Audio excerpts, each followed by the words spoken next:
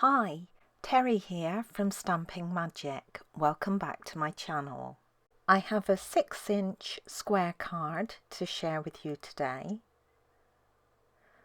I used the beautiful Bloom and Grow stamp set for the wreath, and the sentiment comes from the woven heirlooms.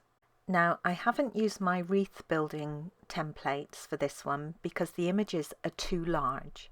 And my front panel measures 5.5 inches, which is too large for my templates. So I've created this one in a different way, and I'll show you how to do that. So let's get started. These are all the measurements you need for all the elements required to create this project. So if you are interested in reproducing it, you can take a screenshot and refer to it later. Here is the Bloom and Grow stamp set, and I'm using this image today to create my wreath. I'll also be using this little foliage image. I've created a very simple template just out of some copy paper. I've cut this to 6 inches square, which is 15.25 centimeters, and I've used a pencil and ruler just to draw in the diagonals from corner to corner. Now I've made a mark on the base of my Stamparatus platform so I know where to position this. And this could be anywhere, I just wanted it away from the edges. Now I've added some temporary adhesive to the back of this copy paper template and I've positioned it. And then I'm positioning my stamp. And what I'm doing here is lining up the bottom-most points of the stamp with the diagonals.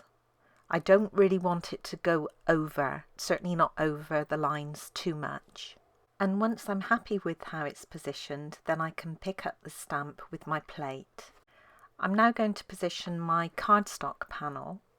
Now you can leave the template there if you want to and just put your cardstock panel on top, but you can also remove it, it makes no difference. So I've got a normal weight Whisper White card panel here. And this also measures 6 inches by 6 inches. I'll trim it down later.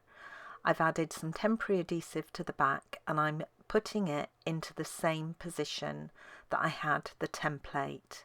So I'm using that mark I made on the base of the Stamparatus. I'm going to be using Memento Tuxedo black ink because I want to colour using the Stamping Blends alcohol markers. So I've inked up my stamp and I can stamp it down.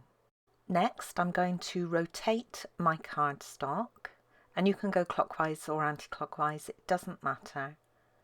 Reposition my card panel onto my Stamparatus using that mark, and then I can ink up my stamp again and stamp it down.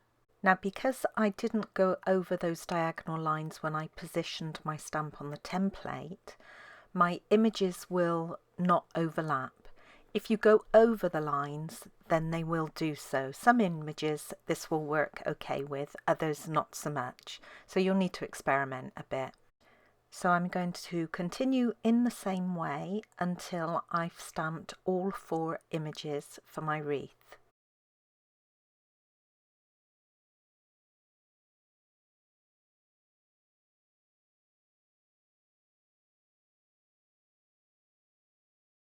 I'm now going to position the little foliage stamp and pick it up with my plate and then stamp this in exactly the same way, rotating it after I've stamped one into each corner.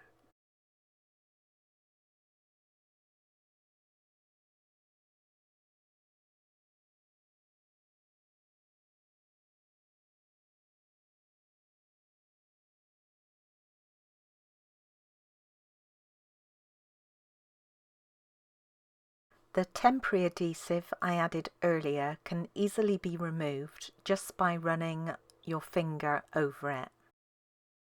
This is my inside panel and I'm going to decorate it by stamping one of the images right in the centre at the bottom.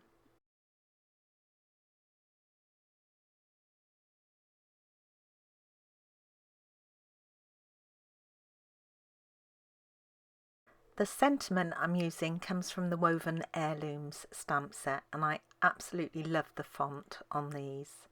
I'll be stamping it with VersaFine Onyx Black ink because I want to emboss it. And I'm just stamping onto a scrap piece of normal weight Whisper White, then I can cover with clear embossing powder and heat set with my heat tool. I've die cut my sentiment using one of the Stitched Shapes circle dies, and this is the second largest. And then I've used the third largest of the scallop circles from the Layering Circle die set to create a lovely lipstick mat to go underneath it.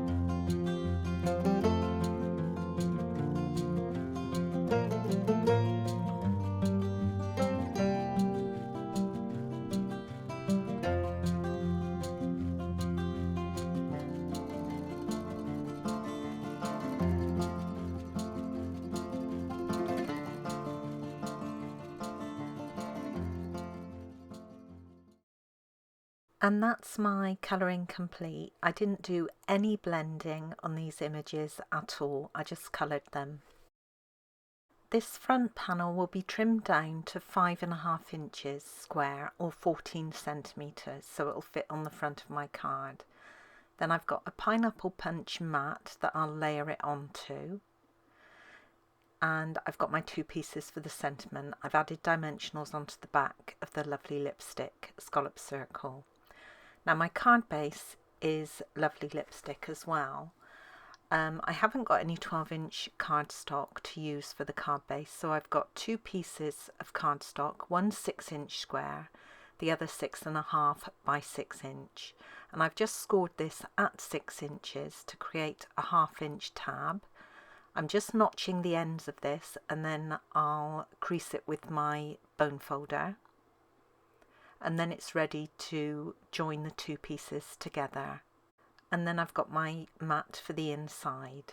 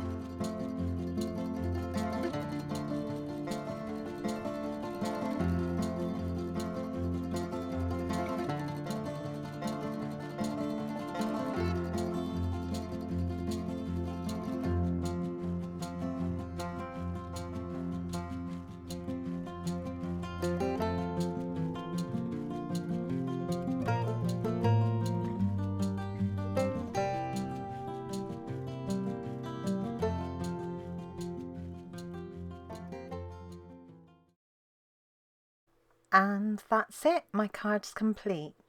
Such a pretty card and so simple to create. And here's my original card.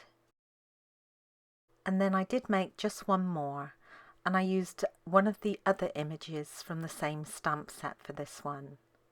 The colours used for the main flowers are light real red and dark cherry cobbler. The blue flowers are seaside spray, and then the two greens I use are shaded spruce and granny apple green. The card base is in cherry cobbler and the mat on top of it is again seaside spray. Thank you for joining me today. I hope you enjoyed this project. If you did, please give it a thumbs up and don't forget to subscribe and hit that notifications bell so you don't miss out on any future videos. Bye for now.